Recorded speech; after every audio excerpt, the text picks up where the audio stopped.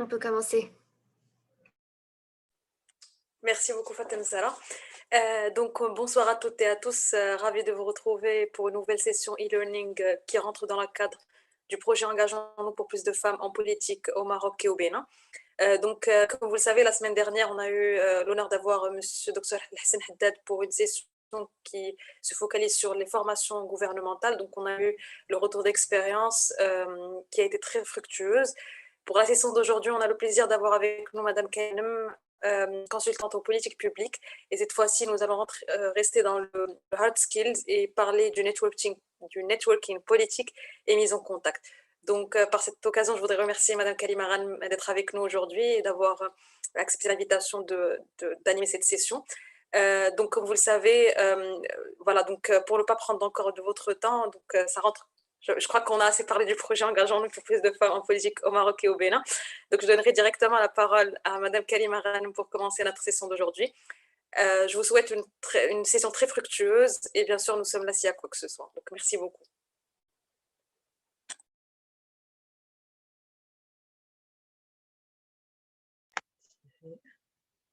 Merci beaucoup, chère Badria et Fatem Zahra.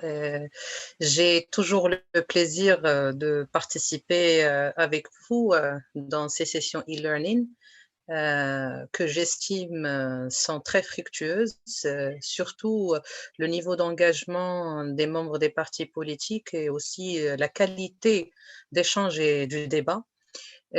Aujourd'hui, j'ai le plaisir de présenter un aperçu général sur l'importance du réseautage sur le plan général et aussi plus précisément le réseautage politique, étant donné que le réseautage, c'est un élément important.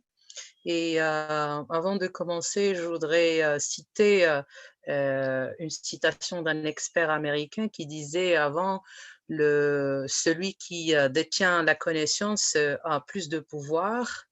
Après, il disait celui qui détient l'information a plus de pouvoir. Et aujourd'hui, il a constaté que celui qui détient plus de réseaux, et surtout les réseaux d'influence, a plus de pouvoir. C'était une analyse d'un expert américain qui analysait les dynamiques de pouvoir et d'influence. Donc, bien entendu, le réseautage, c'est une opportunité pour faire entendre la parole politique, faire aussi défendre les agendas politiques, mais aussi c'est un élément important pour le plaidoyer et pour le lobbying. Donc, pour la structure générale de cette présentation aujourd'hui avec vous, donc, on va discuter un petit peu les concepts, définitions, réseautage, mais je veux vraiment lancer une discussion avec vous avant de commencer de parler sur les éléments importants du réseautage, sur votre expérience, soit déjà créé ou vous êtes membre d'un réseau. J'aimerais vraiment entendre votre expérience, surtout au niveau des partis politiques, des réseaux orientés politiques ou d'autres types de réseaux et les grands challenges, surtout par rapport euh, au travail collectif des différents réseaux, soit individuels ou collectifs, par rapport à certaines causes de plaidoyer, etc. Eh bien, je suis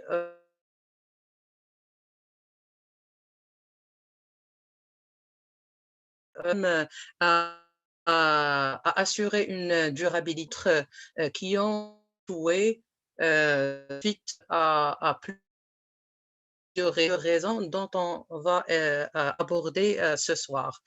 Bien sûr, il y a une distinction entre le réseautage personne par personne, donc individuel, et bien sûr, sphère politique, il y a une certaine complémentarité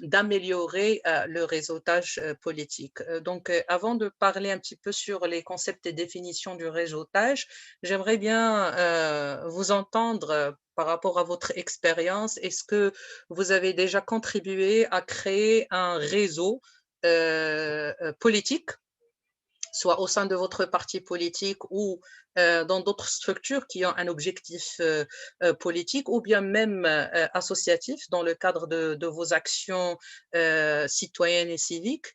Et puis, peut-être, quelle est la différence entre être un simple membre d'un réseau avec tous ces challenges et un membre fondateur qui travaille ou œuvre pour la gestion d'un réseau politique. Est-ce que je... Donc pour celles ou ceux qui voudraient intervenir, donc si vous pouvez juste lever la main, ou bien sûr s'il y a des difficultés avec le micro, donc il y a l'option du chat. Merci.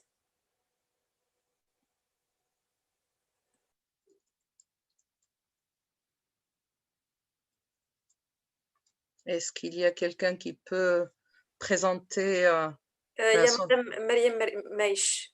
D'accord. Donc voilà, Madame Mariam, je vous en prie. Merci, merci. Bonjour.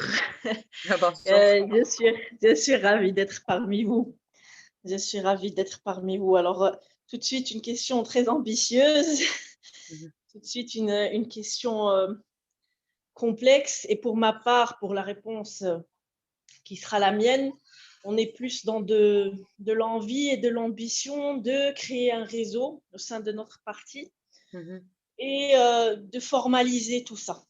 De par ma nature, on va dire, sociale, j'ai quelques facilités à établir des contacts, à arriver à animer mon propre réseau, mais ça reste quelque chose de très personnel, de très, on va dire, informel, etc. Mhm. Donc, voilà. Alors, moi, je vais dire que ce que j'aimerais, c'est que le réseau dont je parle et dont je rêve, ce Mhm. serait quelque chose de féminin. Mhm. Un réseau féminin qui pourrait nous aider en plus. Donc voilà, coucou. Moi, j'aime bien faire un petit coucou. Bonsoir. Donc, voilà. Donc, c'est vraiment un réseau féminin qui nous permettrait de,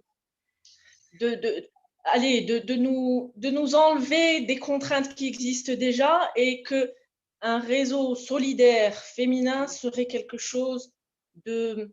Ce serait une réalisation personnelle dont je serais très fière. Et donc là, j'ai une énorme attente par rapport à votre formation, c'est de m'expliquer comment formaliser tout Mhm. cela. Voilà. Peut-être, donc vous avez évoqué deux choses, donc l'effort personnel pour faire le réseautage individuel et bien entendu le réseautage organisationnel. D'après votre expérience, quel est le challenge majeur pour créer un réseau formel? Alors, selon mon Juste- expérience personnelle, c'est vraiment euh, on est plongé dans le travail, on est plongé dans nos obligations familiales. Mhm, Donc, mon réseau s'élargit, mais pas assez vite. C'est-à-dire qu'il va s'élargir au fur et à mesure des projets que je vais gérer, des mhm. gens que je vais rencontrer, etc. Mais attendez, si vous voulez bien, je suis interrompue par mes enfants.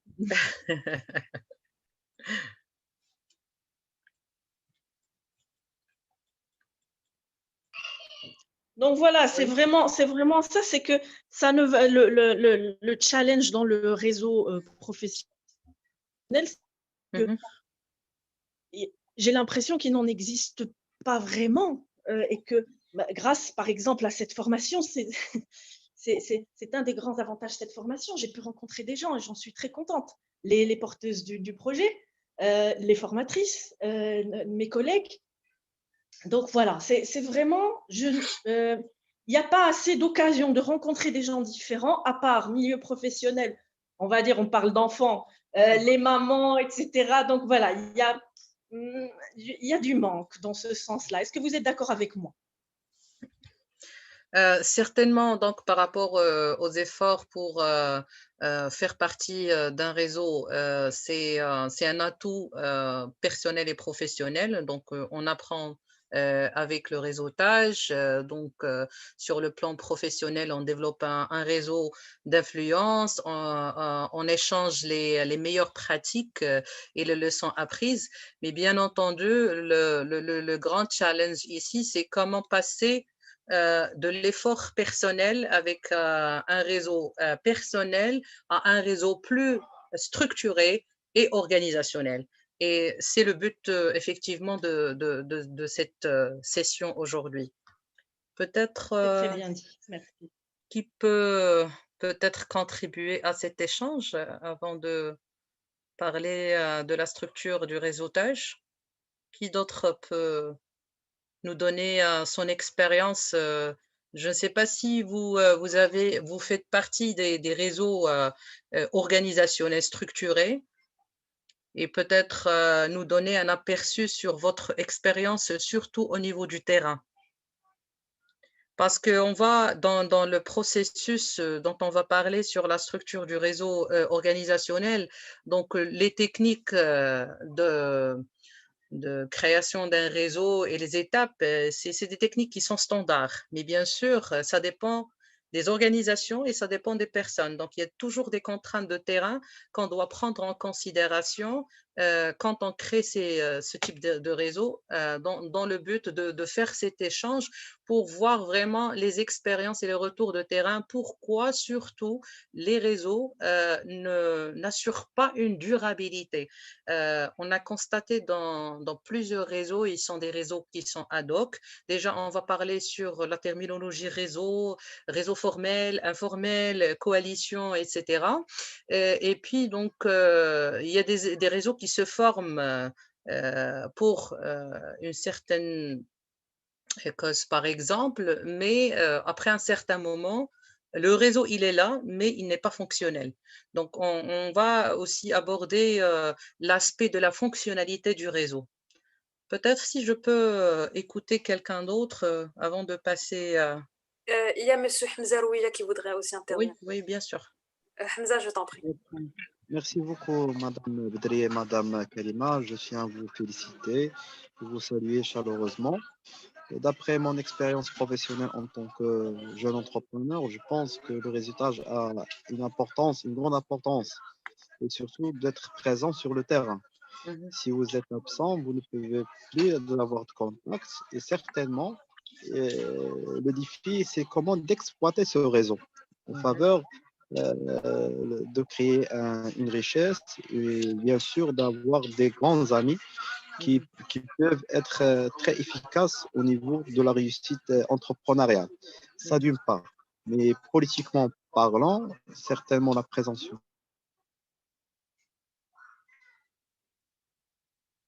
citoyenne, de Mhm. voir ces problèmes, de connaître les défis, de le vivre avec eux et avoir des propositions bien structurées pour répondre à ces défis et ces problèmes. Donc, je pense pour être un entrepreneur réussi et un politicien très réussi, ça devient votre présence au niveau du terrain. Merci. Effectivement, je pense que c'est un élément très important, le terrain. Comme je vous ai dit, donc, quand on va aborder la technique de création du réseau, c'est une technique qui est très standard, avec des étapes très claires, bien définies, mais l'effort se fait au niveau des organisations, au niveau des cultures organisationnelles et aussi au niveau des personnes. Parce que en général, dans tout type d'organisation, on a cette tendance de gérer plus les personnes que les projets. Donc, il y a un effort important qui doit se faire au niveau de la connaissance des membres, soit organisations ou personnes qui forment ce réseau. Et bien sûr, on va parler de la mission, des objectifs, etc. Donc, par rapport aux définitions d'une manière générale, le réseautage, certainement, c'est un nouveau mot pour signifier la mise en réseau et des individus ou des associations ou des organisations ou des services. Le réseautage, c'est un processus par lequel au moins deux associations. Quand on parle association, je ne parle pas ici de l'association ONG, mais une association soit de personnes ou d'organisations collaborent pour atteindre les objectifs communs. Donc, je souligne les objectifs communs et on va parler sur ces problèmes des objectifs, des missions, etc. Pour ce qui est les formes de réseau, et aussi la forme juridique. Quand on parle de l'aspect réseau, comme il est défini dans la loi Daher 58, pour les réseaux, c'est un réseau formel. Donc, c'est un réseau formel, soit des personnes et des associations. Et les types de réseaux, donc pour le principe, le réseau, c'est le réseau, coalition, coordination, etc. C'est un réseau, donc c'est une forme de réseautage. Mais la forme juridique, je parle au Maroc, réseau, c'est un réseau formel, et puis la coalition, c'est une coalition informelle. Donc, il y a différents types de formes de réseau. Donc, on peut avoir un réseau de personnes, des représentations de personnes et des représentations des organisations et même un réseau, par exemple, des partis politiques. On a des groupements, entre parenthèses, qui se constituent un groupement de partis politiques qui partagent, par exemple, les mêmes valeurs, surtout, par exemple, si on parle des relations internationales, la diplomatie partisane au niveau international et du groupement des partis politiques qui partagent les mêmes valeurs au niveau international, qui coordonnent leurs actions. Donc, je vais citer par la suite quelques types de réseaux qui existent au niveau politique. L'objectif aussi, c'est de parvenir à connaître, mais également se faire connaître ses objectifs, ses missions, ses projets, causes, avoir du soutien et la mobilisation des ressources. Donc, ici, la constitution d'un réseau particulier, soit c'est un regroupement, un groupement pour une cause particulière ou par un projet, mais aussi se faire connaître et connaître les perceptions, les idées, les projets dans une organisation qui peut défendre, etc. Il s'agit aussi des personnes ou des organisations qui partagent les mêmes centres d'intérêt. Donc, c'est très important, même si il y a certains types de réseaux, mais surtout, ce sont des réseaux qui sont ad hoc. Ils ne partagent pas nécessairement les mêmes valeurs, peut-être. Ils sont différents, mais ils sont regroupés pour une cause particulière sur un temps bien défini, mais cela nécessite beaucoup d'efforts et beaucoup de travail pour coordonner les efforts pour atteindre l'objectif principal de la création de ce type de réseau. Généralement, ces réseaux sont des réseaux ad hoc qui disparaissent avec le temps et malheureusement, c'est ce qu'on appelle le landscape aujourd'hui de la formation des réseaux et des coalitions. Il y a un problème de durabilité. On va en parler tout à l'heure. Alors, pour ce qui est du réseautage politique et les avantages, donc j'ai bien identifié certains avantages. La première chose, c'est comment assurer l'accomplissement des objectifs et un travail en commun que vous ne pouvez pas accomplir seul. Et j'ai bien cité ici en cas de plaidoyer politique. Comme vous savez, durant toute l'année, vous avez plusieurs causes pour le plaidoyer, soit pour le plaidoyer législatif ou pour le plaidoyer politique. Et bien sûr, il y a certaines causes qui sont transversales avec plusieurs partis politiques qui partagent la même chose. Donc, un seul parti politique, par exemple, ne peut pas plaider pour, peut-être il ne pourra pas avoir le poids pour faire le plaidoyer tout seul sur une cause particulière. Donc, il faut savoir comment rassembler les efforts pour assurer un plaidoyer concerté avec plusieurs partis politiques. Par exemple, si on parle de la participation politique des femmes, peut-être un réseau créé avec les organisations des femmes des partis politiques pour faire le plaidoyer sur une chose concertée. Elle a plus de poids quand le plaidoyer est fait en réseau. Donc, donner plus de poids, bien sûr, légitimité à vos actions, ça c'est très important. Bien sûr, il y a des points de concertation, il y a des points de convergence, mais il y a des causes qui sont transversales, là où vous pouvez travailler ou œuvrer pour créer ce type de réseau dans un cadre de dialogue entre les différents partis politiques pour assurer ce plaidoyer politique. Influencer les autres, qu'ils appartiennent ou non au réseau. Et ici, par rapport à cette expérience-là durant le terrain, parfois il y a des réseaux qui sont créés, mais peut-être ils sont pas assez fonctionnels, mais à cause de la nature des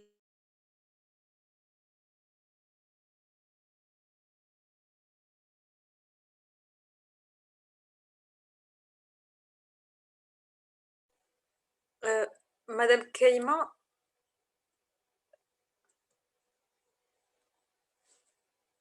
vous m'excuserez, je crois que Madame Kalima a quelques problèmes techniques. Donc peut-être elle sera enfin, le temps qu'elle résoudra ça. Donc,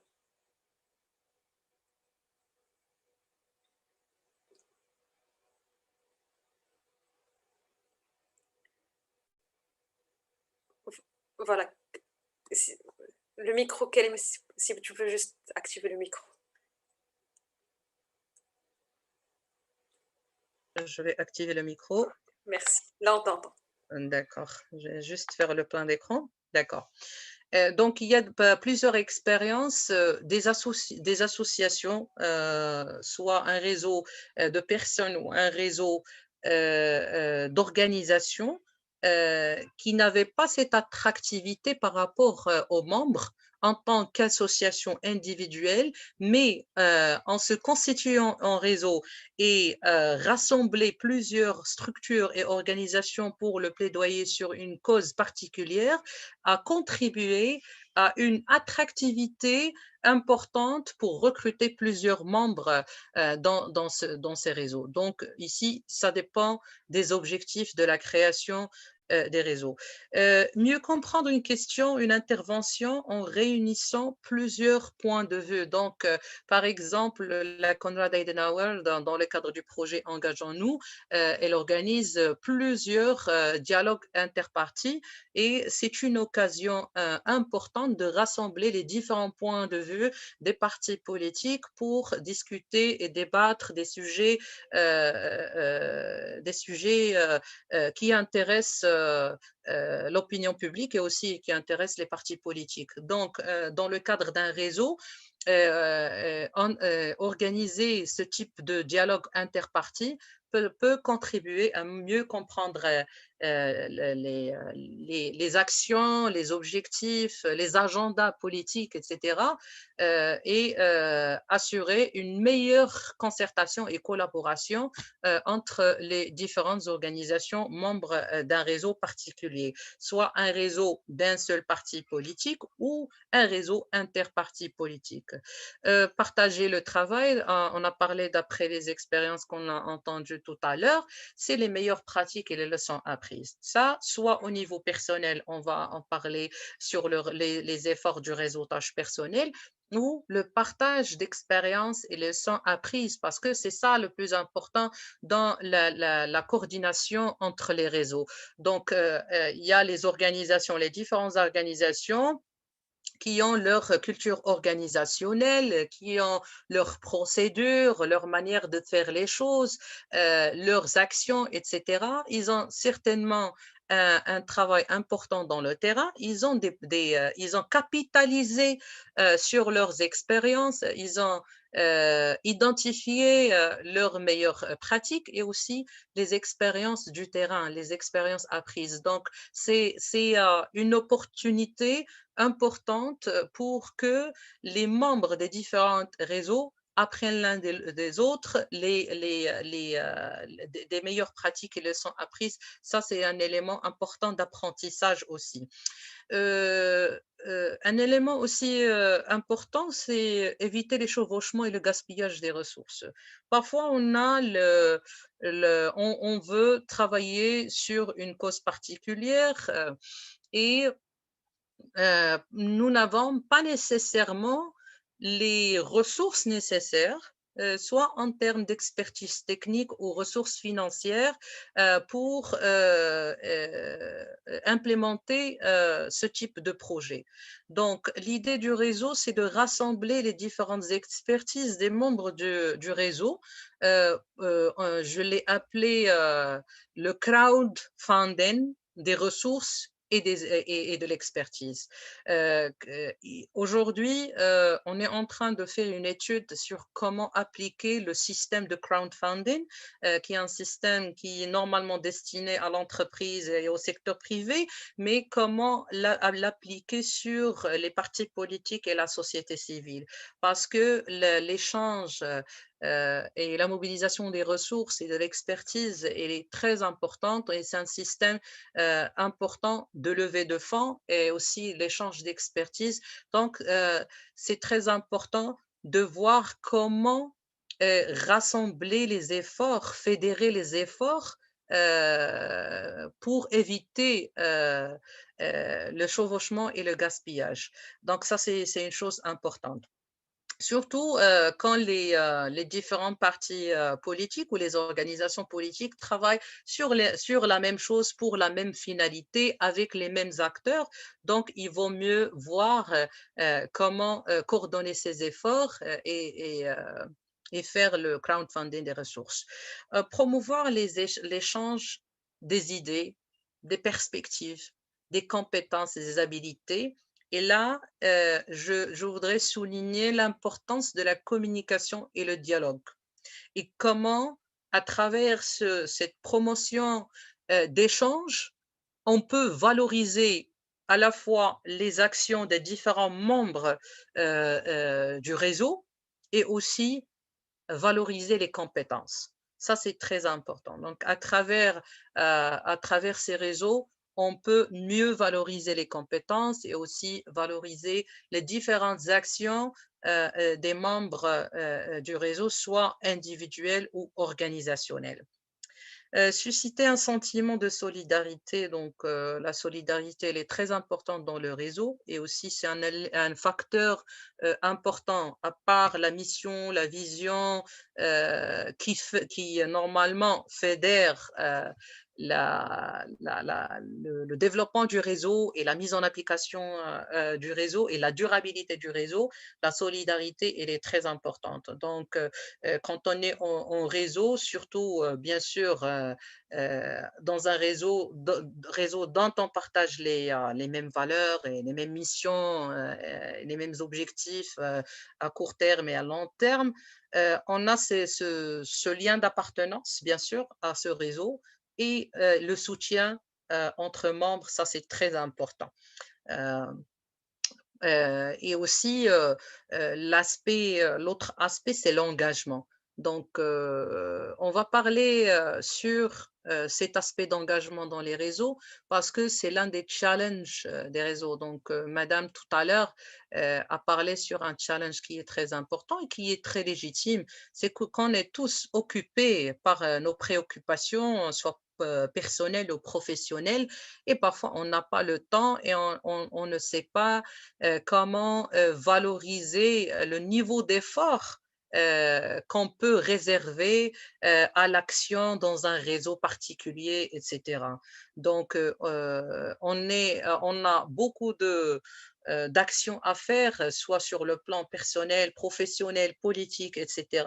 Et si on rajoute encore une fois un réseau et surtout si on n'est pas un simple membre du réseau et qu'on est appelé et amené à contribuer au développement du réseau avec des actions, donc on doit déployer du temps, etc.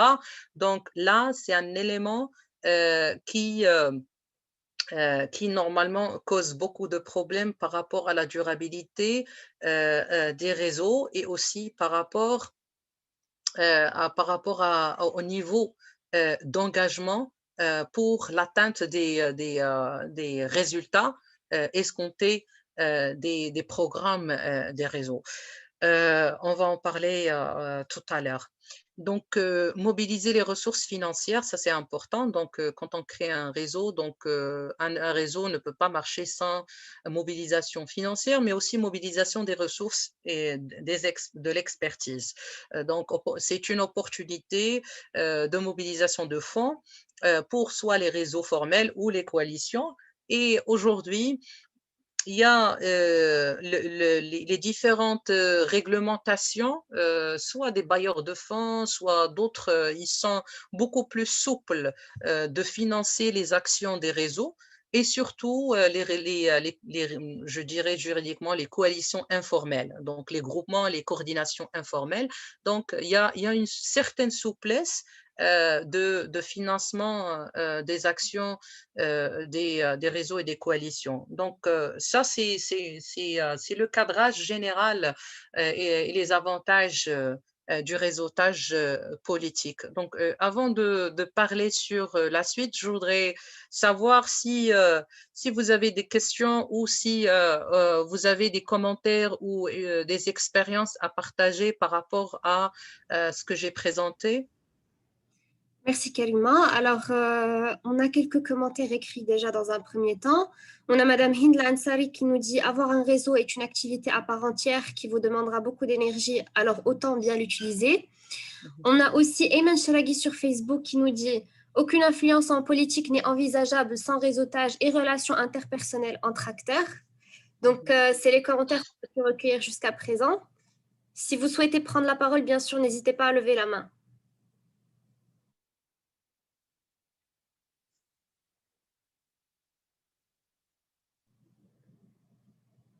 Je crois que oui, Madame l'honorable. Oui. C'est un plaisir de vous avoir parmi nous.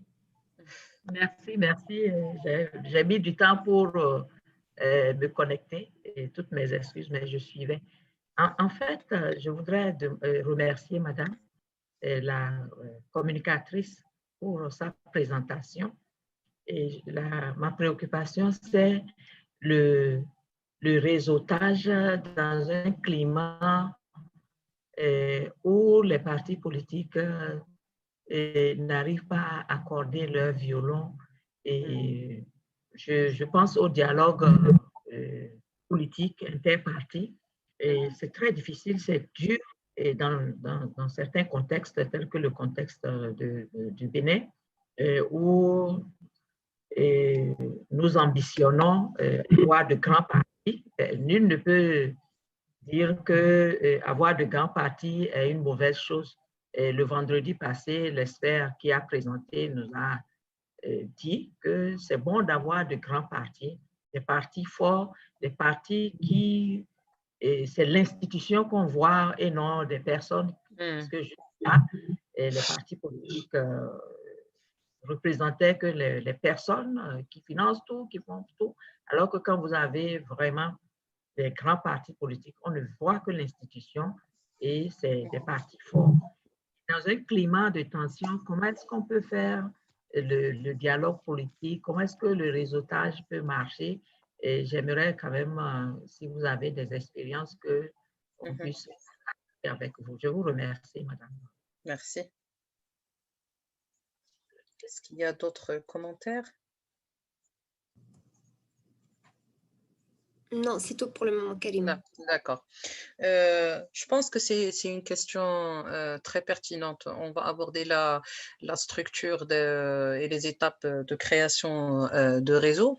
C'est une question légitime parce que, surtout au niveau politique, même au niveau des organisations de la société civile, pour créer un réseau, c'est très difficile. Donc, c'est pas une chose qui se crée facilement parce que le cadre référentiel de création du réseau, les objectifs, les missions, si on n'est pas d'accord sur les mêmes tendances, les mêmes orientations, les mêmes perspectives, le même référentiel, c'est très difficile de créer ce type de réseau. Et dans le cadre de dialogue politique, bien sûr, chaque parti politique a son agenda politique. Donc, parfois, il y a des tendances plus ou moins, je dirais, parfois, chaque parti politique veut assumer le leadership d'un réseau. Donc, et puis, il y a le problème d'investissement dans les personnes au lieu dans les organisations. Là, c'est à double tranchant. Donc, parfois, on peut investir dans les acteurs parce que peut-être ils ont plus d'influence au niveau d'action politique dans les différents types de réseaux.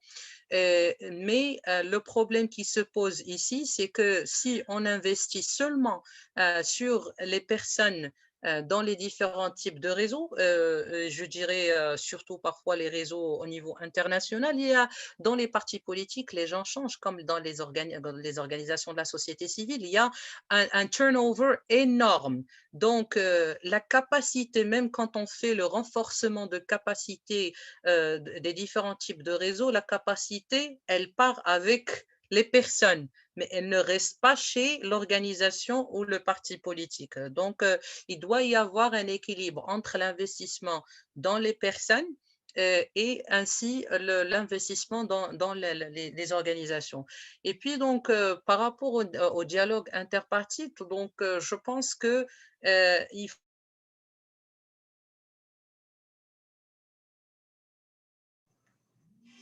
les différents partis politiques. Donc, il y a des causes où il y a une divergence de perspectives et d'idées, mais il y a certains sujets où il y a un consensus national des différents partis politiques. Donc, pour le développement des réseaux, il faut se focaliser beaucoup plus sur les grands sujets où tous les partis politiques ont l'intérêt de faire ce plaidoyer et coordonner leurs efforts pour arriver à un résultat bien précis. Bien entendu, les autres types d'objectifs où il y a surtout la différence du référentiel, ça prend beaucoup de temps et d'énergie et parfois on n'aboutit pas à un résultat dans ce sens. Donc là, ça dépend des objectifs et ça dépend de type et du contexte, bien sûr, de création de type de réseau. Par exemple, quand on parle aujourd'hui des élections, donc, par exemple, si on parle de la participation politique des femmes, il y a toute une discussion entre les différents partis politiques de dépasser le système de quotas, donc voir un autre système. Donc, ça, c'est un élément où au moins il y a une prise de conscience parmi tous les partis politiques de voir d'autres mécanismes. Donc, c'est un élément où il y a déjà plus ou moins un consensus. Donc, ça peut fédérer les différentes organisations des femmes des partis politiques pour trouver un terrain d'entente et élaborer une mission de plaidoyer pour changer les lois des partis politiques ou le code électoral, etc., pour se préparer pour les élections au Maroc 2020, 2021, 2021. Donc, il faut avoir, pour éviter ce type, je dirais, de gaspillage d'efforts, parce que parfois, on met autant d'efforts pour un processus peut-être qui ne va pas aboutir à un résultat. Donc, il faut commencer par l'analyse de l'existant et faire plus ou moins une cartographie de pouvoir et d'influence et du contexte pour analyser l'environnement, analyser les acteurs, analyser la volonté politique des membres qui vont constituer ce réseau et aussi assurer l'intégration de l'approche de la durabilité du réseau. Tout à l'heure, on a parlé de certains réseaux, surtout les réseaux ad hoc qui se créent pour une certaine cause, pour un moment bien défini. Ils se créent pour un moment bien défini, après ils disparaissent. Donc le réseau, il est toujours là en papier, mais il n'est pas fonctionnel. Donc, pour plusieurs raisons. Donc, cela, ça fait partie aussi de la planification stratégique dès le départ, au moment du brainstorming pour la création du réseau.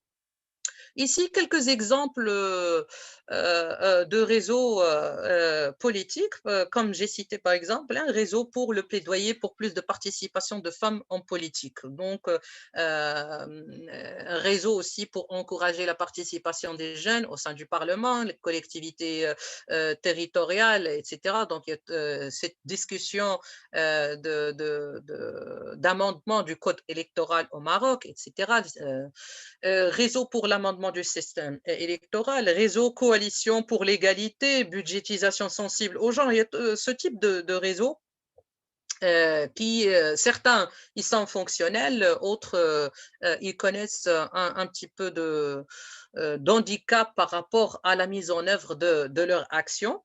Réseau des femmes élues, par exemple, au niveau territorial, il y a beaucoup de réseaux, des associations des femmes élues au niveau territorial qui font plusieurs actions et de coordination au niveau régional et interrégional avec les collectivités territoriales, surtout au niveau de plaidoyer, soit directement avec les communes et les régions ou avec la société civile dans certaines causes pour le changement des règlements, pour la contribution des communes et des régions sensibles au genre, etc. Donc, c'est un exemple très important de réseautage qui, avec le temps, prend sa crédibilité, sa légitimité et peut avoir plus d'influence au niveau des politiques, soit locales ou nationales. Il y a bien sûr les réseaux des groupements parlementaires, donc soit des coordinations au sein du Parlement même, mais aussi des groupements parlementaires dans le cadre de la diplomatie parlementaire, par exemple, donc sur l'échange des différentes perspectives, lois, etc., donc dans le cadre de l'exercice parlementaire. Il y a les réseaux interpartis national ou mondial, encore une fois, dans le cadre de la diplomatie parallèle, donc il y a beaucoup de groupements des partis politiques avec d'autres partis politiques au niveau international qui partagent les mêmes valeurs et donc il y a un énorme échange au niveau des pratiques, au niveau du benchmark international, etc. Et bien sûr, il y a les réseaux thématiques, donc pour divers sujets. Avant d'aller plus loin, Karima, si tu me permets, Oui, on a une intervention de Madame Hind Ansari. oui, oui, bien sûr. Je vous en prie, Madame Hind. Merci beaucoup, Fatem Zahra. Merci beaucoup, Madame Karima, Bedria et à tous les participants. Je suis ravie d'être parmi vous. Madame Hind Ansari est avec vous. Alors, comme vous savez, on a un manque d'intérêt des femmes pour les réseaux professionnels. Ma question est comment pousser les femmes à mieux utiliser ce réseau? D'accord. Ma deuxième question, quels sont les mécanismes de faire pénétrer la femme sur un réseau politique? Comme vous savez, l'importance du réseautage politique, et ça c'est pour augmenter sa représentation et sa participation politique. Et merci beaucoup, Madame Karima. Merci. Je vais répondre sur cette question tout à l'heure parce que quand on va parler sur le réseautage personnel et professionnel, je vais répondre à cette question.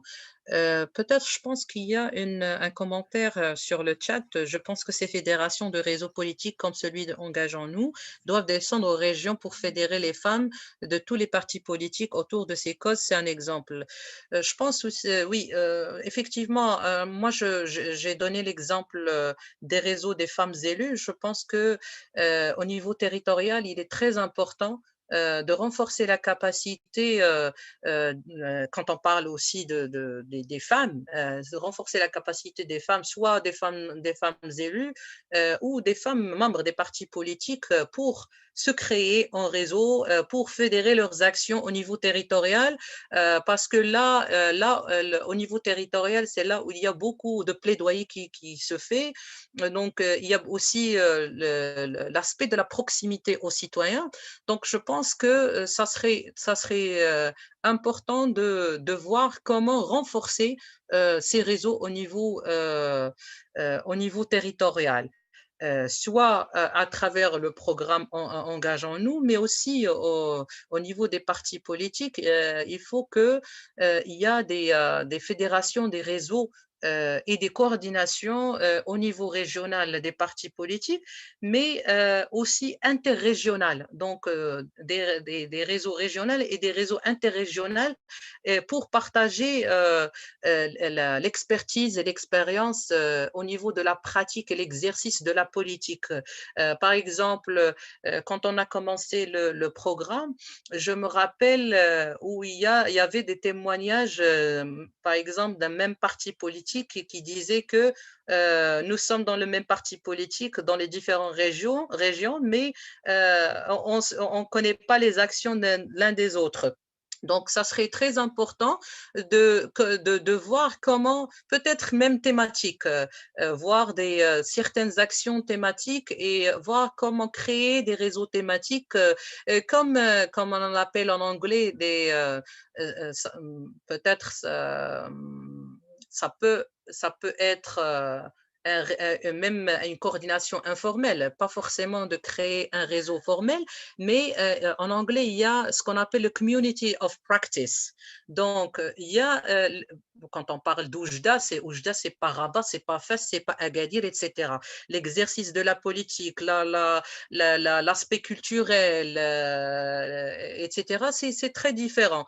Donc, l'expérience de ces femmes en politique, soit au niveau des collectivités territoriales ou au niveau de l'exercice politique, au niveau des partis politiques, c'est très différent. Il y a beaucoup d'enseignements dans le terrain qui peut être partagé en se constituant en réseau. Soit l'expertise peut se partager en présentiel ou sur les réseaux sociaux, donc sur le digital. Et je vais parler tout à l'heure sur l'importance de la transformation digitale dans le réseautage d'influence. Donc, cet aspect territorial, il est très important.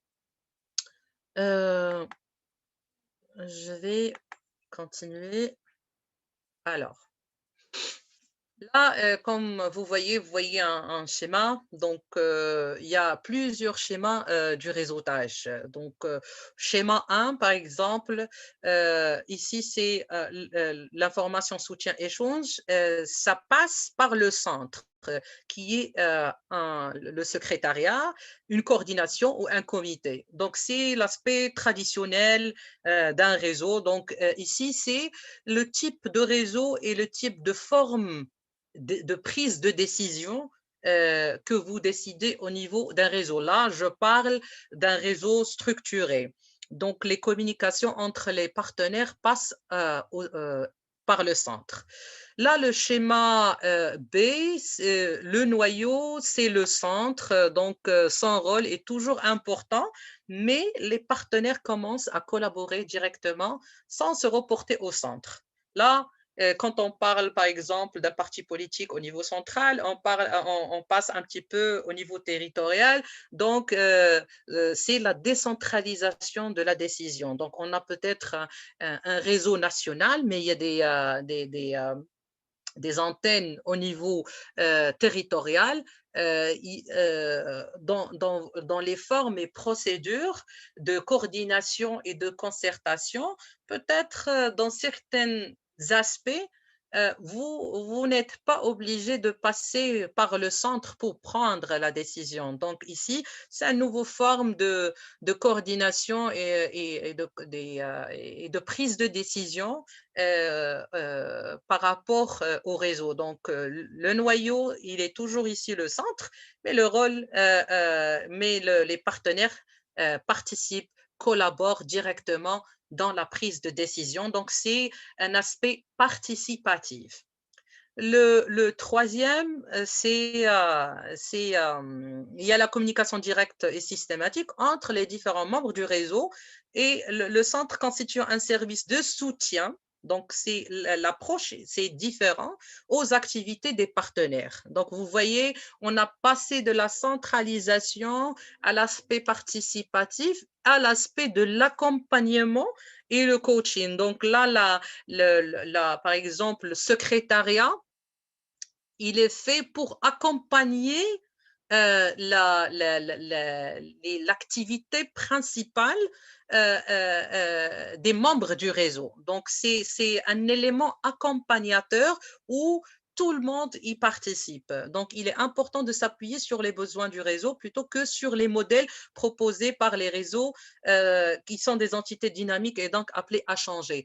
Donc, vous voyez ici, il y a le centre, mais il y a beaucoup de points ici. Donc, tout le monde participe dans la prise de décision, ce qui est important. Donc, là, quand vous créez le réseau, il faut bien définir le modèle de prise de décision que vous espérez, parce que là où il y a le challenge, c'est que la prise de décision ou le processus de prise de décision, il est lourd. Donc, pour ne pas compliquer, surtout si vous avez un réseau, des membres, surtout des organisations, chaque organisation a une culture organisationnelle différente. Déjà, vous avez fait un énorme travail pour fédérer ces organisations par rapport à la mission et l'objectif du réseau. Mais si vous développez un modèle de prise de décision qui est centralisé, ça serait très difficile de prendre une décision et donc la participation devient bureaucratique et très lourde, et cela peut contribuer à la dissolution du réseau ou entraver le travail de ce réseau pour atteindre les objectifs escomptés. Et là, c'est l'un des facteurs qui contribue à la non-fonctionnalité de plusieurs réseaux, parce que cette prise de décision, elle est très, très difficile et compliquée, et parfois, on a un problème aussi par rapport aux personnes ou organisations qui veulent mener ou avoir le leadership de certains sujets. Donc, cela certainement bloque l'atteinte des objectifs. Donc, les réseaux peuvent être informels. Donc, selon les objectifs, selon le contexte, les thématiques, etc.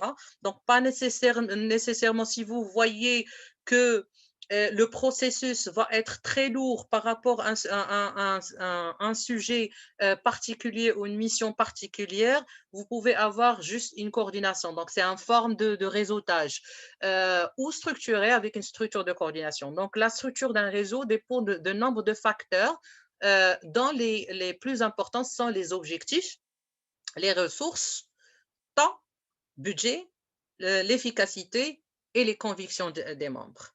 Là, je voudrais m'arrêter là pour parler de l'engagement. On a parlé de l'engagement et surtout par rapport au temps.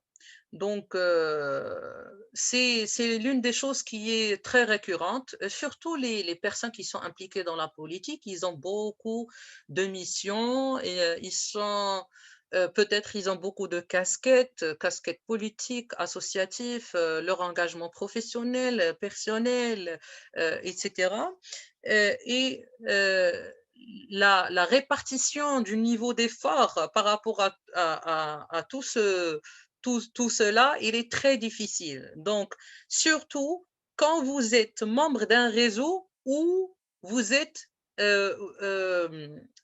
participant à la prise de décision où vous avez des missions et des tâches à entamer. Quand vous êtes juste un simple membre, ça, c'est autre chose. Mais quand vous développez le réseau, contribuez au développement du réseau, vous êtes dans le bureau exécutif, vous devrez assurer un niveau d'effort par rapport à l'exécution des missions de ce réseau. Le problème qui se pose, et ça doit être dans la planification normalement stratégique de développement du réseau, c'est que parfois il y a les personnes ou même les organisations qui s'engagent dès le départ à faire ça et ça et ça. Ils disent qu'ils n'ont pas de problème pour entamer ces tâches, etc. Mais ils n'ont pas pris du recul pour évaluer déjà leur engagement personnel et professionnel et est-ce qu'ils peuvent vraiment contribuer et réserver du temps pour entamer ces missions. Et parfois, quand le réseau se développe et devient peut-être beaucoup plus professionnel avec des partenariats stratégiques avec des organisations, soit nationales ou internationales, il y a certaines missions qui doivent se faire. Donc là, dans surtout les coalitions informelles et même aussi dans les réseaux, il y a le problème d'engagement des membres, surtout les représentants, soit les représentants individuels ou même les représentants des organisations. Quand les missions ne se font pas, le niveau d'effort n'est pas évalué, donc parfois il y a une surfatigue sur 2-3 personnes membres du bureau exécutif du réseau et le reste n'ont pas cette efficacité pour contribuer au réseau. Donc, il y a un déséquilibre d'efforts et là, beaucoup de problèmes commencent. Donc là, dans la réflexion, quand on veut créer un réseau, on dit que s'il y a déjà des plateformes qui existent, ce n'est pas la peine de créer un autre réseau. Donc, il ne faut pas, ce qu'on dit, promouvoir la balkanisation des réseaux parce qu'on ne peut pas avoir des réseaux qui sont pas fonctionnels. Donc, s'il y a déjà des plateformes, il faut évaluer ces plateformes. Comment on peut améliorer cette plateforme qui existe au lieu de créer des réseaux qui ne seront pas fonctionnels. S'il y a la nécessité de créer le réseau, il faut bien réfléchir sur déjà l'urgence, l'importance de créer ce réseau, l'objectif principal, la mission, le temps réservé pour fédérer les différents membres parce que c'est un travail à faire. C'est pas facile de fédérer les personnes et aussi les organisations. Donc, il y a un effort énorme de coordination qui doit se faire pour assurer cette coordination, surtout quand le réseau se constitue des organisations qui ont des cultures organisationnelles très différentes. Il y a le problème de budget, donc on ne peut pas avoir une coalition, une coordination sans penser budget pour le fonctionnement du réseau et des membres du réseau. Et puis la chose la plus importante, c'est la conviction des membres. Ça, c'est très important. Donc, quand les membres ne sont pas convaincus de la mission du réseau, donc au cours du développement de la mission du réseau, il y aura le turnover. Donc, il faut savoir aussi comment valoriser les ressources du réseau. Alors, comme vous voyez ici, c'est le réseautage des personnes et les groupes.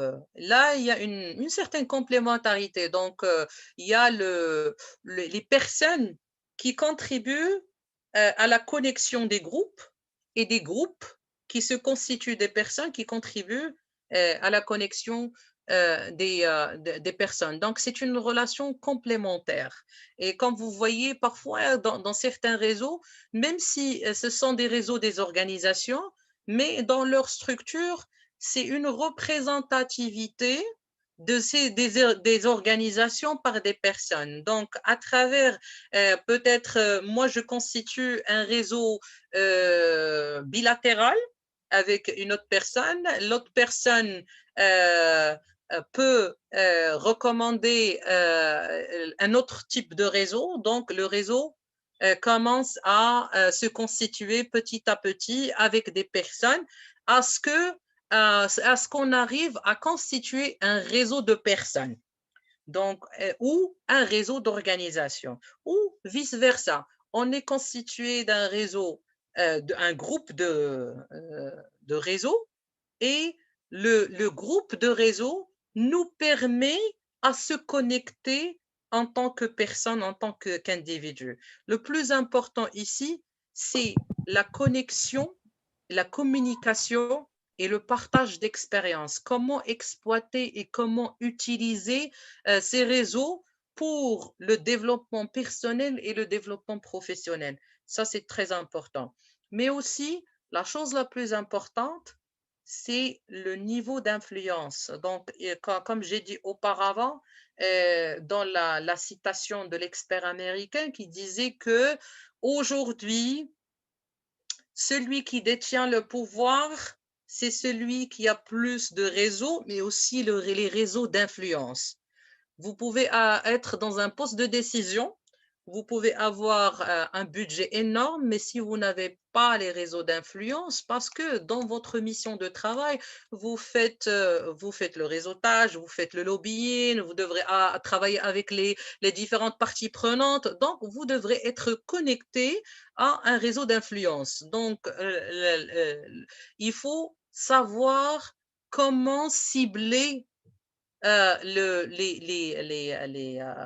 bonnes organisations pour constituer le réseau, mais aussi savoir comment cibler les bons acteurs.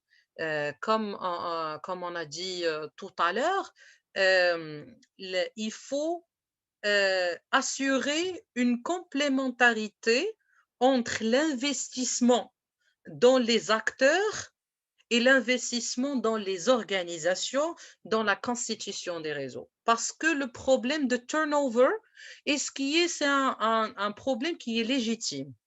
Donc, c'est la constitution de réseaux, de coalitions, d'associations. Ça fait partie de la volonté politique de chaque personne ou d'organisation pour se constituer en réseau. Et il y a toute une liberté avec bien sûr les règles qui regroupent cette constitution de réseau, des organisations qui peuvent continuer à faire partie du réseau et bien entendu leur droit de se retirer si bien sûr qu'ils voient que les objectifs et les missions ne correspondent pas à leurs valeurs, etc., ou qu'il y a un changement de mission, ou ils ont trouvé autre opportunité de faire un réseau avec d'autres organisations. Là, donc, quand vous développez votre réseau, il faut prendre en considération ce risque qu'il y a des organisations qui peuvent se retirer du réseau et il y a des acteurs qui peuvent se retirer du réseau. Surtout quand vous investissez dans un plan d'accompagnement technique ou de renforcement de capacité des acteurs, il faut prendre en considération que ces acteurs peuvent partir et toute cette capacité va partir avec ces acteurs. Donc, les organisations restent sans capacité. Donc, il faut avoir un équilibre entre le développement technique et l'accompagnement technique de l'organisation. Au moins, il y aura, comment dirais-je, une rotation de personnes qui sont bien formées et qui peuvent représenter cette entité dans les différentes missions, au moins qu'une seule personne qui est renforcée et formée, qui représente cette entité, mais qu'ils partent et laissent l'organisation sans capacité de continuer. Et cela peut impacter la durabilité de ce réseau. Je ne sais pas s'il y a je vois qu'il y a… Alors oui, on a quelques commentaires. À commencer par Madame Irzi Zoulera, le réseautage constitue une force pour atteindre les objectifs sollicités par les membres et forme un espace d'échange et de synergie. D'accord. Tout à l'heure aussi, on avait une intervention de Madame Slaoui Leila. Alors, je ne sais pas si elle souhaiterait toujours intervenir ou si sa question a déjà été répondue. Leila?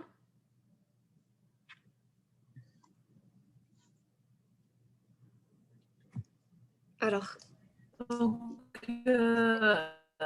bonjour Fatima Zahra, bonsoir Fatima Zahra, Madame Karima. Donc, le réseautage, c'est très important, très très important, mais ici au Maroc, je crois, on est un peu en retard sur le réseautage. Donc, ce qu'il faudra vraiment, c'est ce qui est le but de réseautage. Les Marocains ne savent pas, c'est pas les Marocains, je parle un peu, soi-disant, on va fixer sur les femmes. Donc les femmes, un réseautage, on doit se mettre d'accord pour un but donné. C'est pas, on parle pas, on va pas parler en général. Il faut préciser un but et travailler sur une échelle, soi-disant, échelle moyen terme ou à long terme. Ça, on a besoin ici au Maroc. C'est très important. Et tout à l'heure, je voulais intervenir sur le réseautage. Nous, on a des réseaux. Par exemple, au niveau de la société civile, il y a plusieurs réseaux. Mais ce qui se passe, c'est qu'il y a des réseaux sur WhatsApp. Donc, on postule les événements, ce qui se passe. On essaie de voir un peu d'être au courant de ce qui se passe alentour, mais ce n'est pas un réseau qui a un but donné, soi-disant, pour un but donné, soi-disant, une action qu'on veut faire sur un bout de temps et on se focalise sur et on travaille sur. Donc, c'est probablement un réseautage, c'est juste pour se connaître, mais pas pour un but précis. Oui. D'accord. Donc, c'était tout simplement juste pour intervenir, d'accord? Donc, c'est intéressant ce qu'elle dit là parce que nous, on n'a pas vraiment l'esprit de réseautage. On n'a pas développé beaucoup l'esprit de réseautage. Donc, ça demande vraiment de creuser au fond et d'expliquer les choses davantage. Merci bien. Merci. Je pense que ce que vous avez dit, il est très important et pertinent. Et je voudrais donner un petit exemple. Donc, une coalition X a été créée. Le problème qui se pose, vous avez très bien parlé du problème du but. Et ça, c'est un problème très, très, très délicat et c'est un problème qui contribue à la dissolution de plusieurs réseaux et coalitions. Donc, la coalition a été créée. Le problème, bon, c'est une coalition d'associations. Le problème, c'est la coalition a été créée pour un appel à projet. Donc déjà, l'homogénéité déjà des organisations qui ont créé la coalition n'ont rien à voir déjà, ni dans la thématique, le champ d'expertise, etc. Donc, c'est une coalition qui a été créée comme ça ad hoc. Donc, on voit déjà que les organisations déjà ne partagent pas les mêmes valeurs, ils ont des secteurs de travail différents, etc. Donc ça, c'est un problème. L'autre problème, c'est que la mission n'a pas été très claire pour les autres organisations. Le problème qui se pose surtout quand vous êtes un réseau professionnel qui se crée et qui a des partenaires. Donc, qui a des partenaires stratégiques et par exemple, vous êtes une coalition qui veut faire le plaidoyer, par exemple, sur la participation politique des femmes. Donc, vous voulez, par exemple, changer, faire des amendements de loi, etc. Et il y a un partenaire stratégique qui vous soutient. Vous êtes peut-être une coalition, je dirais, parce que la coalition, c'est informel, de plusieurs organisations et vous devrez avoir un chef de file. Donc, ils exigent d'avoir un chef de file. Et c'est là où il y a les plus grands problèmes du monde. Quand vous avez un chef de file, déjà les organisations doivent se concerter et vous choisir un chef de file. Donc, c'est un exercice qui n'est pas facile, surtout quand il y a un accompagnement, un budget. Donc, c'est très difficile déjà d'identifier l'organisation chef de file qui va recevoir les fonds et qui va gérer les fonds au nom du réseau ou de la coalition. Donc, et puis, quand il n'y a pas la transparence dans les procédures et les missions et les visions de cette coalition, donc il y a toujours des conflits qui vont se créer entre. Donc, cette coalition X a commencé et puis elle n'a pas continué plus de 3 mois et il y avait un problème énorme entre tous les membres d'organisation.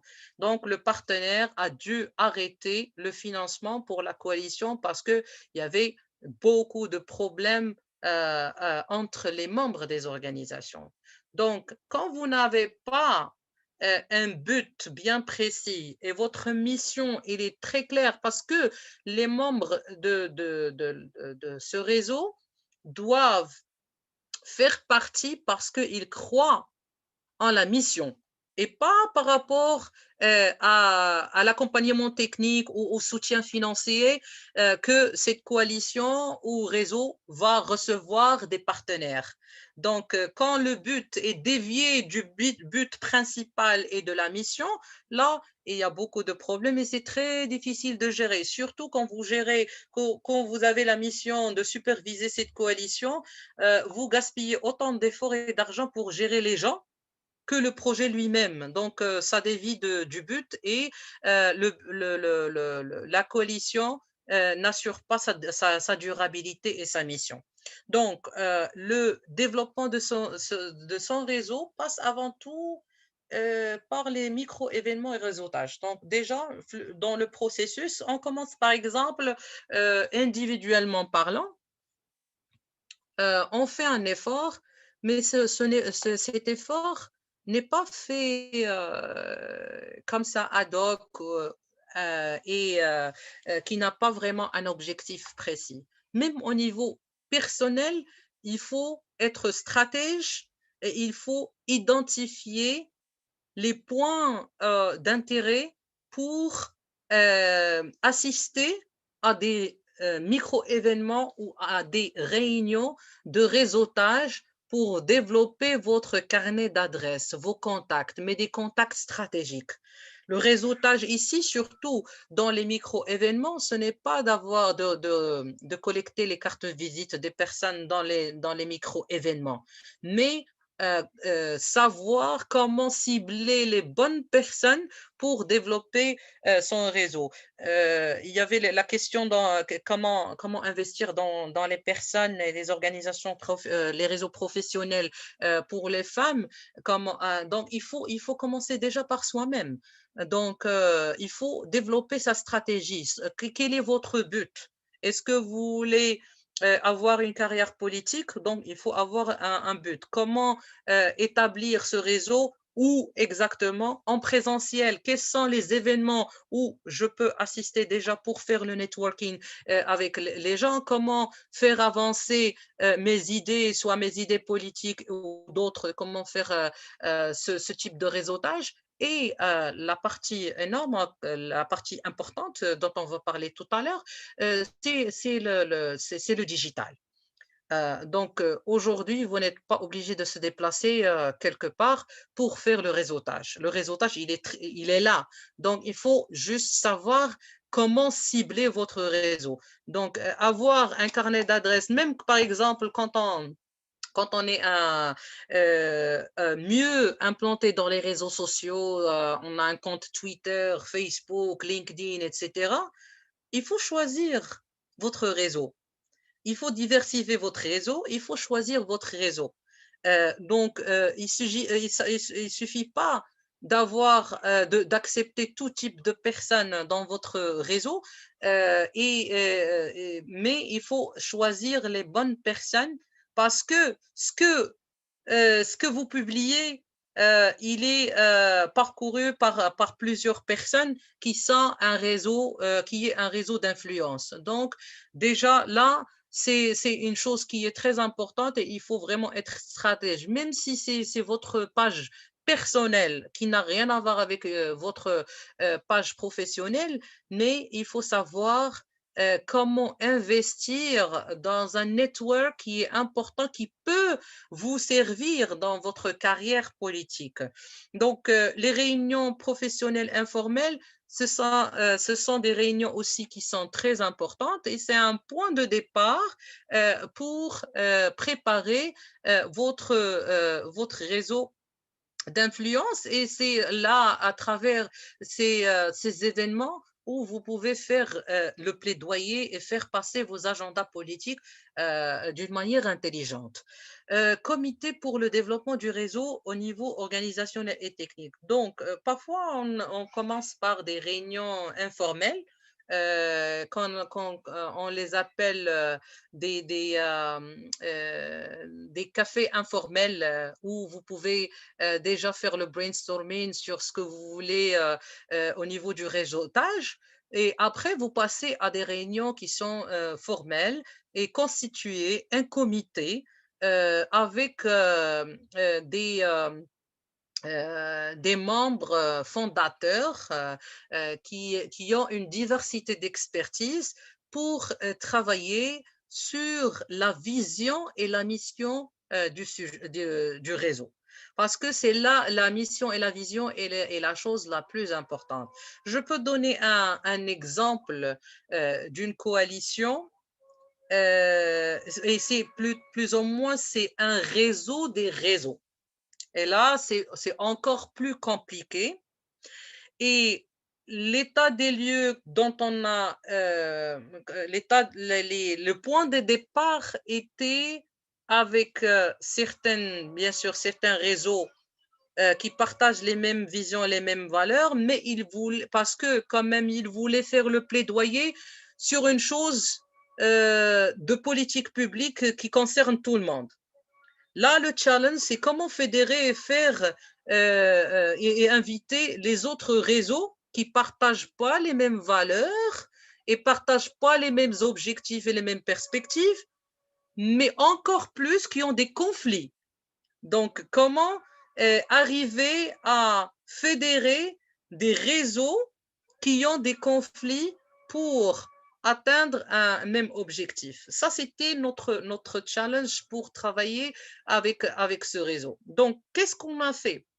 On a commencé par le commencement. Donc, on a commencé par les réseaux déjà qui partagent les mêmes objectifs, etc., pour travailler sur une note de cadrage bien définie pour voir comment travailler sur le développement de ce réseau. Et on s'est appuyé sur des personnes clés influentes des différents types de réseaux qui n'ont pas de conflit avec d'autres réseaux pour essayer, d'une part, de convaincre les autres réseaux parce que quand même, c'est une cause nationale. Donc, c'est une politique nationale et c'est de l'intérêt de tout le monde pour faire le plaidoyer et changer ces lois. Donc, c'est très important de voir comment dépasser ces conflits et fédérer ces organisations pour faire un plaidoyer conjoint sur une politique bien déterminée. Donc, on a passé par plusieurs étapes, bien sûr, de coordination, de concertation, et puis, donc, on a pu quand même, avec la clarté de la mission, avec la clarté des objectifs, avec l'effort déployé des membres pour convaincre les organisations qui ont un conflit, de se joindre, d'assister aux réunions, de voir l'intérêt commun de se joindre à ce réseau pour l'intérêt général de tout le monde parce qu'ils ont vu pour que l'impact et le changement souhaité du travail de plaidoyer de ce réseau va impacter tout le monde. Donc, tout le monde, c'est une politique gagnant-gagnant. Donc, gagnant-gagnante. Donc, après, ils ont organisé un grand forum. C'est comme les cross-party dialogue où ils ont invité tout le monde, avoir une discussion libre, ouverte, échanger les points de vue, etc. Et avec le temps, ils ont travaillé sur un cadre conceptuel. Ils ont travaillé sur la mission, la vision, le cadre procédural, la forme de prise de décision, etc. Dans une transparence et une clarté. Après, il y avait l'adhésion de ces réseaux de partis politiques. Ça, c'est très important. Donc, ils ont commencé à travailler ensemble et faire le plaidoyer. Donc, c'est des choses qui sont, c'est des choses qui sont importantes à prendre en considération quand on fait le développement du réseau. Donc, la mission, la vision, les objectifs, la charte d'éthique, le mode de fonctionnement qui doit être très clair avec des procédures très claires pour tout le monde et les modèles et les formes de prise de décision, la stratégie de travail du réseau et bien sûr travailler sur les questions phares, soit de plaidoyer ou d'autres questions de travail du réseau, la mobilisation des ressources, parce qu'il n'y a pas de réseau sans mobilisation de ressources, soit humaines avec l'expertise ou financière. Et bien entendu, dans déjà votre planification, c'est la durabilité, planifiée pour la durabilité du réseau. Donc ça, c'est les étapes phares du réseau. Je ne sais pas s'il y a une question pour faire la dernière partie. Alors, juste un petit commentaire de Madame Zoulira. Il faut définir le rôle au préalable. Le réseautage, pour le réussir, il faut l'entretenir. Donc, il me semble que c'est tout. Voilà, c'est le seul commentaire qu'on a jusqu'à présent. D'accord. Alors, on a une intervention, excuse-moi, Karima. Bien sûr. On a une intervention de Madame l'honorable Baba Moussa. Je vous en prie.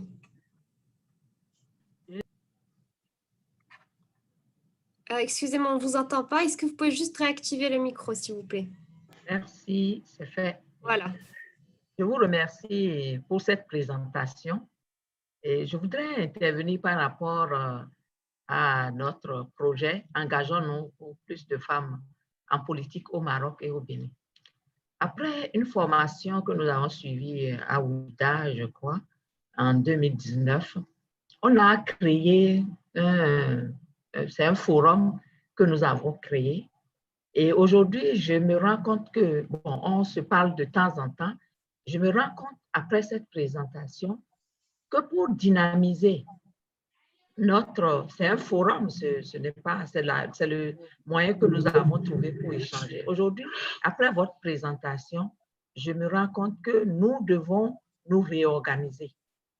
C'est-à-dire, tout à l'heure, je vais envoyer un message à celle qui a initié le projet en lui disant attention, pour rendre fonctionnel notre réseau et en tirer un avantage, parce qu'on est de plusieurs partis politiques, et j'avoue que le projet a pu faire un travail merveilleux où plus de 10 partis politiques, les femmes se sont regroupées sans jamais se chamailler et on avait un objectif commun, c'était vraiment de nous battre.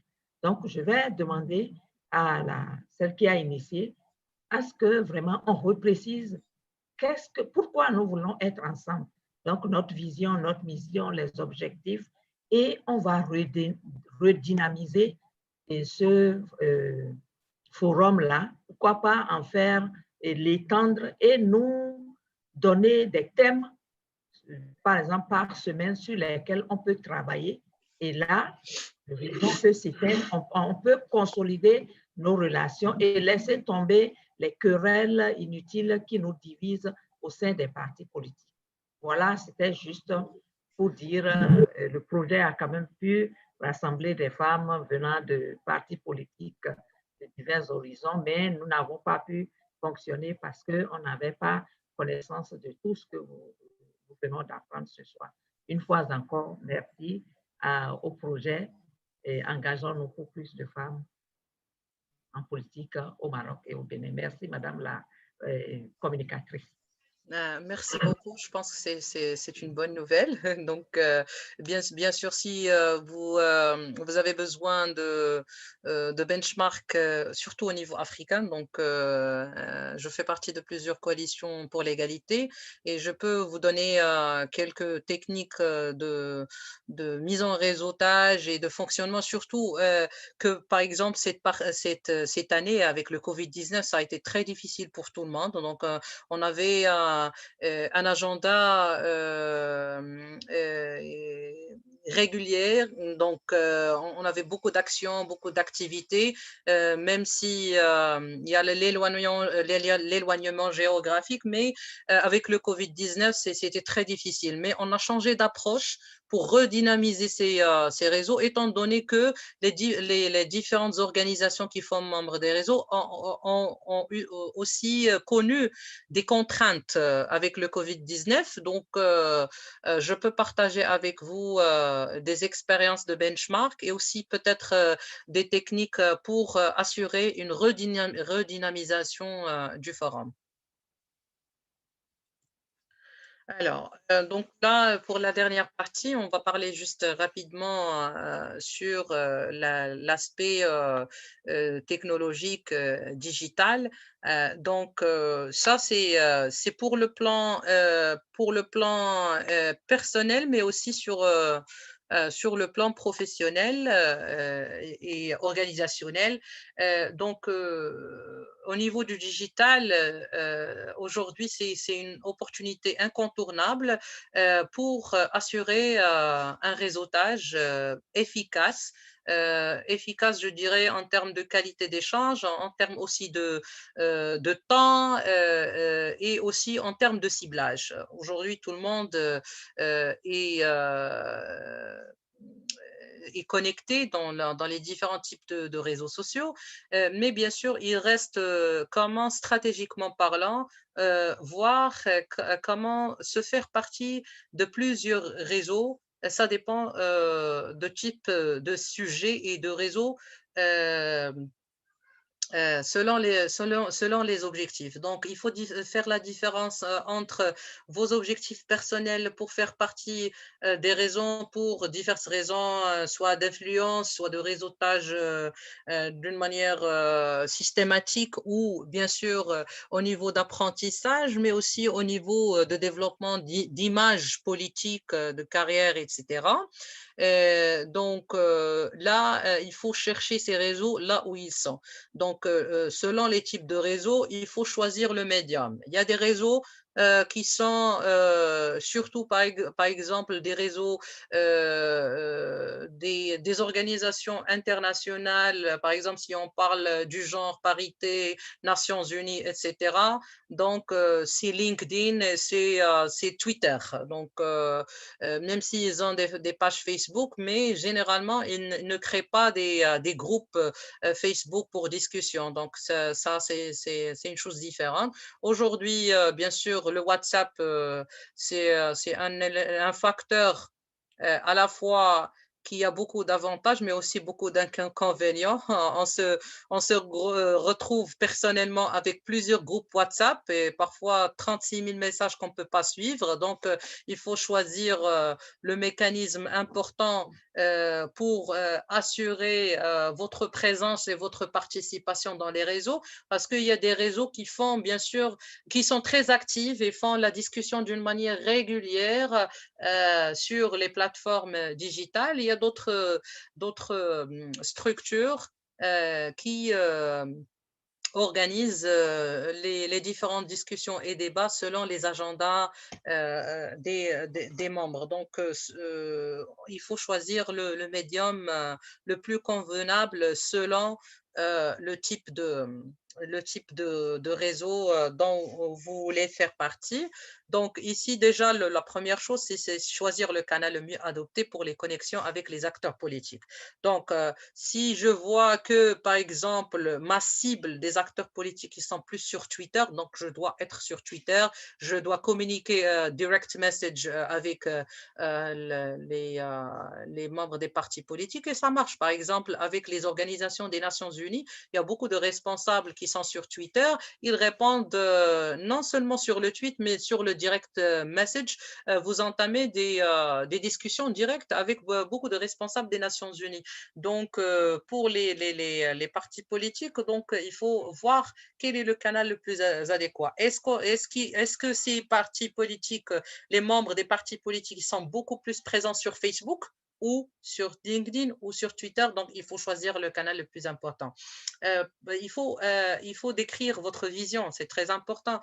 Donc, il faut présenter vos idées, causes, orientations politiques, etc. Donc, votre image de marque dans le cadre de votre marketing politique, soit le marketing politique personnel ou politique personnel, on dit personnel et professionnel, c'est professionnel, ou bien organisationnel. Donc, il faut avoir votre page personnelle, ou si vous n'avez pas une page personnelle professionnelle plus ou moins sur Facebook, vous pouvez, LinkedIn c'est plus professionnel, donc vous pouvez partager votre LinkedIn avec les différentes parties prenantes avec lesquelles vous voulez participer au réseau. Et bien sûr, donc, vos apports, vos expériences selon les sujets. Donc, dans le cadre du ciblage, vous voyez que votre cible, par exemple, s'intéresse aux questions du genre ou à la participation des jeunes, ou etc. Donc, ça rentre dans votre champ d'intérêt. Vous avez des apports et des expériences. Donc, c'est là où vous pouvez partager vos expériences. Par exemple, sur LinkedIn, quand on partage nos expériences professionnelles, il y a beaucoup de gens qui voient nos publications. Ils rentrent directement en contact avec nous pour le partage d'expériences, pour la collaboration, pour le réseautage, etc. Donc, ça, c'est très important. Pour présenter aussi, établir des liens directs, ça c'est très important, pour se présenter vis-à-vis d'un contact stratégique. Je souligne stratégique. Donc, ce n'est pas aussi important d'avoir 5000 personnes dans votre page Facebook, mais vous devrez avoir des contacts stratégiques parce que vous développez votre carrière politique et professionnelle. Vous avez besoin d'un réseau important et influent pour vous servir dans vos missions politiques. Ça, c'est très important. Et là, vous pouvez choisir un type de ciblage où vous pouvez rentrer en contact direct avec ces responsables. Rechercher les contacts, je pense qu'il faut faire un mapping. Donc, une cartographie des acteurs influents de votre champ d'intérêt, soit au niveau personnel, ça vous intéresse de parler avec ces organisations ou bien ces acteurs, vous faites votre cartographie, ou bien au niveau de votre structure, vous voulez entamer des partenariats avec des organisations.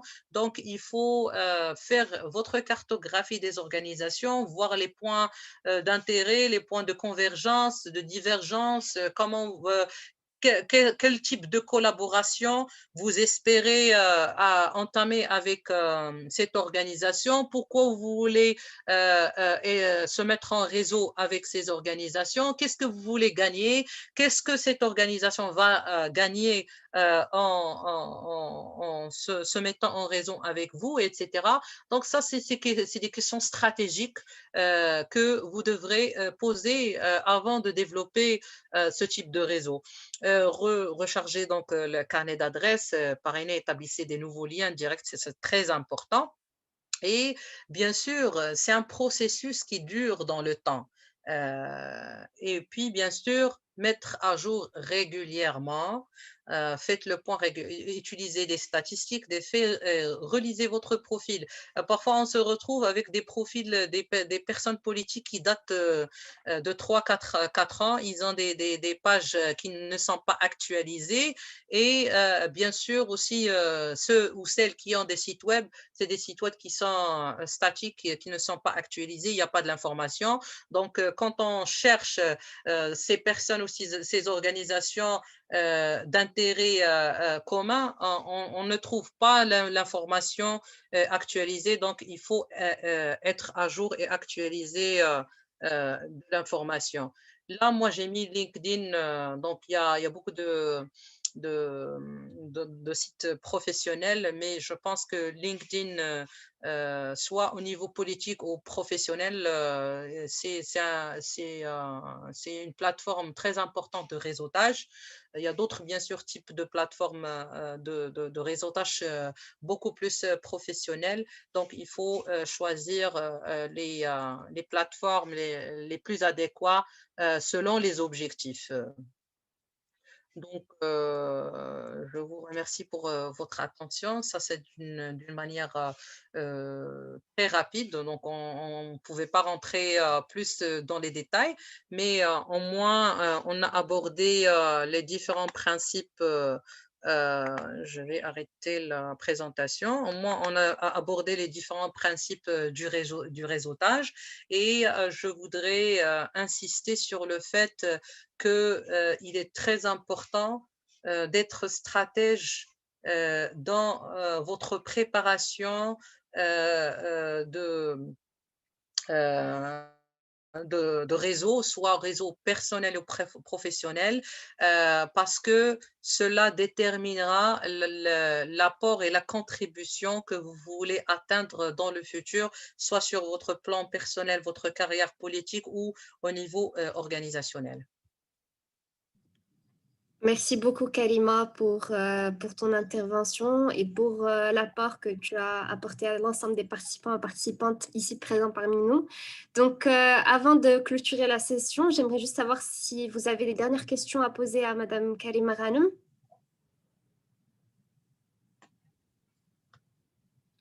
Oui, je vous en prie, Madame Mariama Baba Moussa.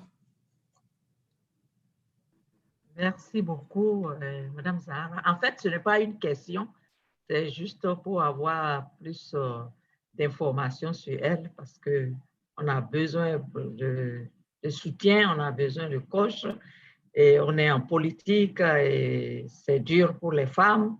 Donc, une personnalité aussi importante est nécessaire pour nous soutenir. C'était juste pour avoir, même en communication sur notre forum, ça me fera plaisir d'avoir plus d'informations sur la communicatrice pour pouvoir échanger avec elle. Je la remercie beaucoup. Merci. Tout à fait, bien sûr. On n'hésitera pas à partager avec vous les coordonnées de Madame Karima Ghanem sur les différents groupes e-learning qu'on dispose et dans lesquels vous êtes présents parmi nous. On partagera aussi avec vous la présentation, le support de présentation comme d'habitude.